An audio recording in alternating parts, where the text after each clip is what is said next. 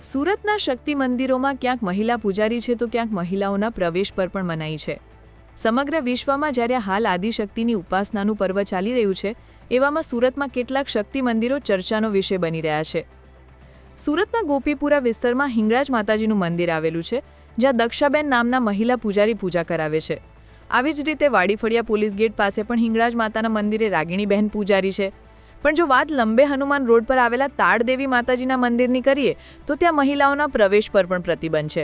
મંદિરની દિવાલ પર લગાવેલા બોર્ડમાં લખેલું છે કે બહેનોએ મંદિરમાં દાખલ થવાની મનાઈ છે।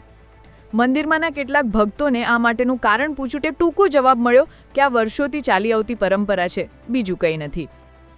એક જ શહેરમાં એક તરફ સ્ત્રી પૂજારી અને બીજી તરફ સ્ત્રી પર પ્રતિબંધ, આ બંને વિરોધાભાસી દ્રશ્યો ભક્તોમાં ચર્ચા જગાવી રહ્યા છે। ત્યારે એક સવાલ ચોક્કસથી ઊભો થાય કે જે નારી તત્વ શક્તિ તત્વની નવરાત્રિમાં ઉપાસના થાય છે, તેની જ પૂજા એક નારી કેમ ના કરી શકે?